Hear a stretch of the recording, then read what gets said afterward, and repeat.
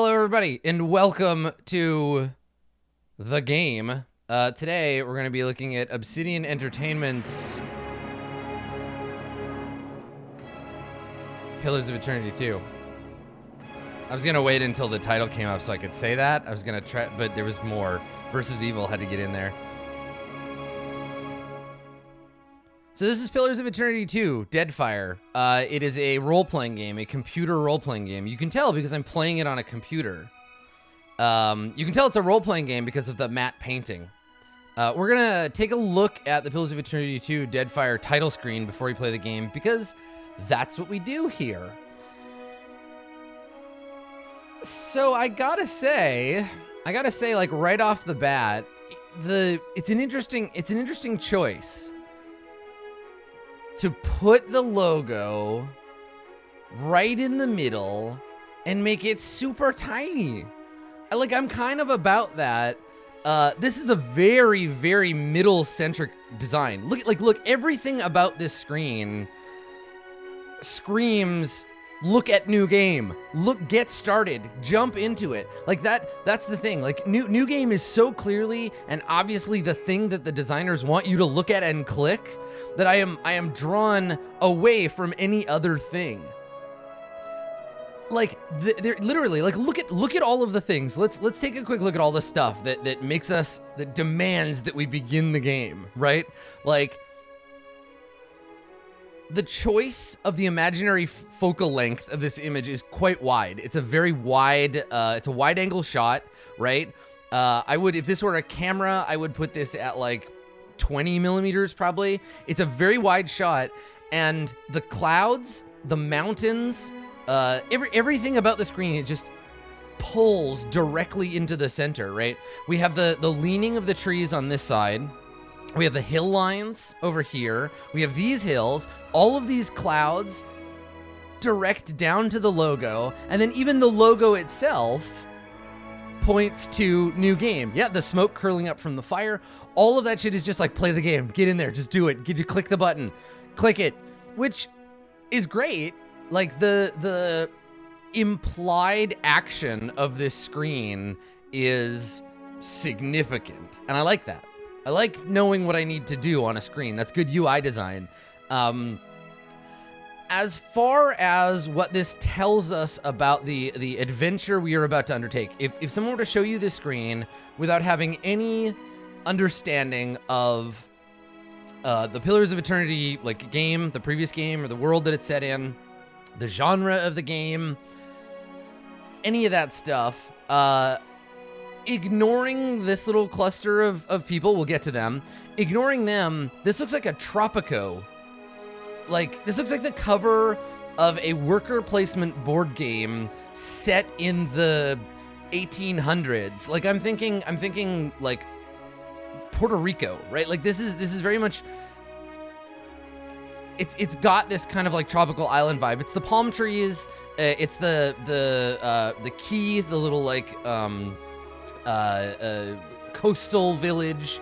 It doesn't to me look like a tabletop style, like a CRPG. Like nothing about it says to me like this is, you're gonna build a party and you're gonna go on a quest, which is, I think, like an interesting choice to make this so kind of like Pacific Island, right?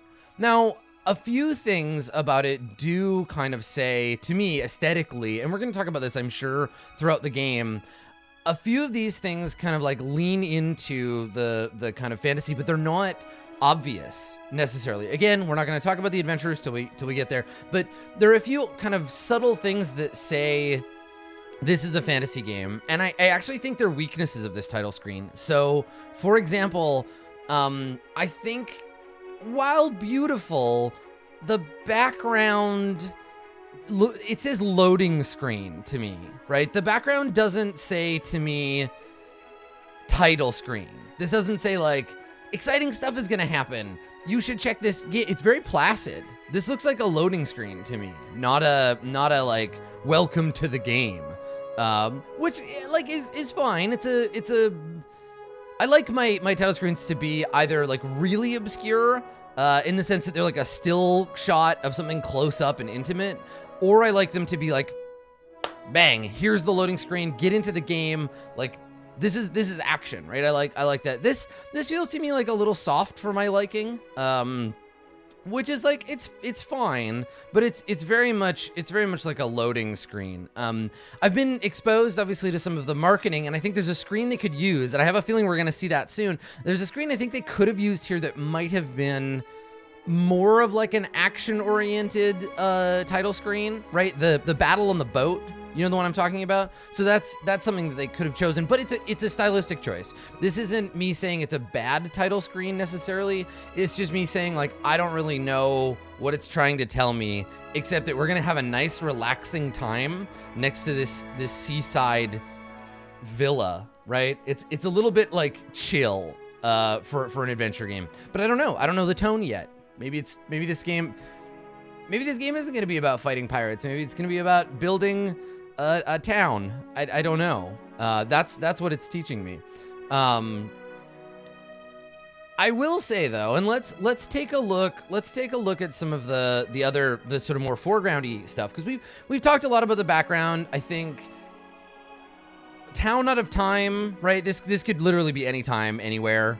I do quite like this little bit up here, the kind of Colosseum looking building. That's interesting, but it doesn't really say anything about the setting. We just know it's sort of semi-tropical. But I do think that we get some clarification when we pull forward to the foreground, right? So the immediate foreground of the image, where we have this little party of adventurers, and this is the classic, like, there's a warrior, probably like a spellcaster type, and then a non-human, right? Like this tells us a little bit about the setting that I think the rest of the screen doesn't. And that's why I think characterization is so important in games, right? Because putting a person into a scene illustrates, I think, a lot more than just a matte painting of the locale. So we got a little cloaked person with a polearm, which usually in a fantasy milieu means a spellcaster of some kind. I know it's a pointy polearm, so they could be a warrior with a spear, but I think in the language that this game so obviously speaks, we're looking at a spellcaster. We're seeing a goblin or an elf of some kind down here, right? The pointy ears. Again, remember that Pillars of Eternity, the first game at least, it didn't make any attempt to really deviate from what we would expect from a fantasy CRPG. And that's good. That's okay, right? Like, it's speaking the language that Baldur's Gate basically invented, and that's fine. That's by design. So we're not seeing anything exciting really happening here. And then we have like a generic kind of warrior with like what looks like a perm or a mullet, which would be sweet. I'd be pretty into that. And then as we continue forward, we end up with the UI elements, which I think for us it's the most important part of the title screen, in that it gives us an imperative. And I think that this title screen gives us just there's a little too much. I could really live without this thing. You're lucky because I'm blocking it. It's a thing that we get in every single title screen, and I criticize it every time it comes up. I'm gonna move so you can see it properly. So every time we get one of these, I complain. This is the news feed, right? This is the title screen news feed. I hate these. I don't like them. This is the equivalent of like the best-selling book that's now a top HBO TV series. Like, it's a sticker that ends up on the cover of a book that I think just kind of like blows the design of the book. This one's not too bad, right? This is not Ubisoft levels of like jamming promotional material in my eyes, but I don't need this. We don't need this thing. It's the kind of thing that you want to put on your Steam loading screen. I can't imagine what information would be so valuable here that it would interrupt my enjoyment of the first note of the game. Yeah, so I'm not about that, but I do think that this central, because they made room for it, right? This central bit, the UI is designed into the background. I really feel like whoever was giving the background artist, whoever gave the matte painting guy here, I gave them some advice, like, hey, leave a big gap in the middle. Do not draw anything important in the middle, because we're gonna fill that with UI, and they did a good job. It's nice. And it gives us a little bit of space for motion. People have noticed the little boat. It's not on the screen now, but there's a boat that leaves the harbor and goes up. There it is. There's our little boat. So it creates a little bit of like space for motion. It cements us. You notice there's this gentle kind of breeze that's waving us back and forth in the background, but this cements us in the real. This is a real thing that we're going to click on and interact with. So again, it kind of separates us as player from us as background. The jagged crystal thing, I can't remember the Pillars of Eternity 1 logo, but I feel like this is like on theme for that. It's nice that Deadfire is a bigger title than Pillars of Eternity 2. That's nice, because I think it's easy to rely on the success of the first game to be like, Pillars of Eternity! But this is a new game. But fucking Pillars! You loved Pillars of Eternity! Come on back! Right? This is the equivalent of putting the title of the book in a bigger facing than the author, which I think is always the right thing to do. I really, really do not like when books are like, William Gibson in huge font, and then The Peripheral in tiny font, because I don't buy a book just because it's the author. I want the book to be a standalone thing on its own. And I think this is great. This is good. And I think they did a nice job designing the Deadfire logo. I think this is quite cool. I don't understand the relevance of the 3 stars or the rising sun. Maybe that will become clear to me. I don't know. I get it's been explained to me that these are the aforementioned Pillars of Eternity, right? That's why they're familiar. But I really like Deadfire. I like this logo. I think it's really cool the way they bookended it with the little, I can't tell if they're waves or flames, which also is like kind of nice. I think they're supposed to be waves, but I'm just guessing that because of the watery nature of the background. But yeah, I like this logo. It's unobtrusive, it's nice. It's built into this sort of object that we're looking at, and I hope that this is reflective of the rest of the UI in the game.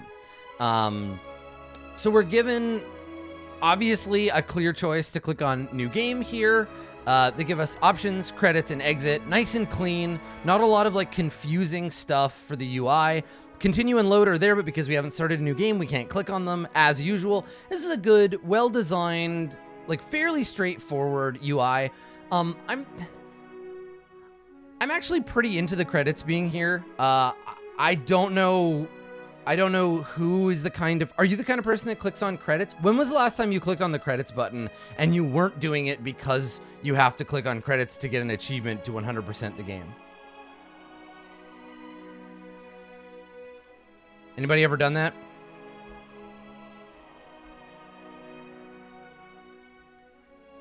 Right?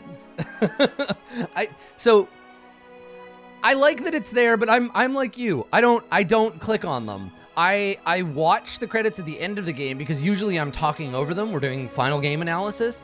I stay to watch credits in movies, but mostly because Avengers has taught me to do that. It's an interesting thing because I don't think most people have the patience or the reasons to watch it, but also I think that sometimes now Kickstarter backers, you'll click it to go looking for your own name. It's interesting that it's in the options at all. I would love to know why that's there. I don't hate it. Like, I think it's fine, but like I wouldn't click it. Maybe you would? I don't know. And then I guess the last thing to talk about before we actually begin the game, the last thing to talk about obviously is the music, right? Fairly standard, like fantasy fare. Doesn't seem to deviate much. It didn't jump out to me as saying much about the game. Like, it just tells me, like, this is a fantasy role-playing game. It's not bad, it's just sort of...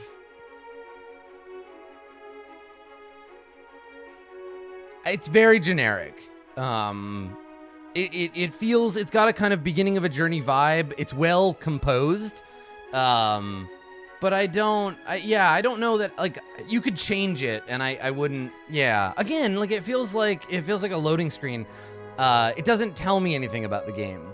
Some games, their title screen music is really good at teaching us something, but as Nadja pointed out in chat, it's not connected to that tropical vibe at all, which I agree. I think it is a strength.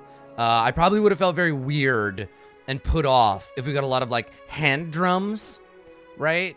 I don't know what I would have preferred, but I don't think it adds much to the title screen. But at least it's not a Calypso Island rhythm, right? So yeah, cool. This is Pillars of Eternity 2, Deadfire. We're gonna start up a new game, and we're gonna see what this Pillars of Eternity business is all about.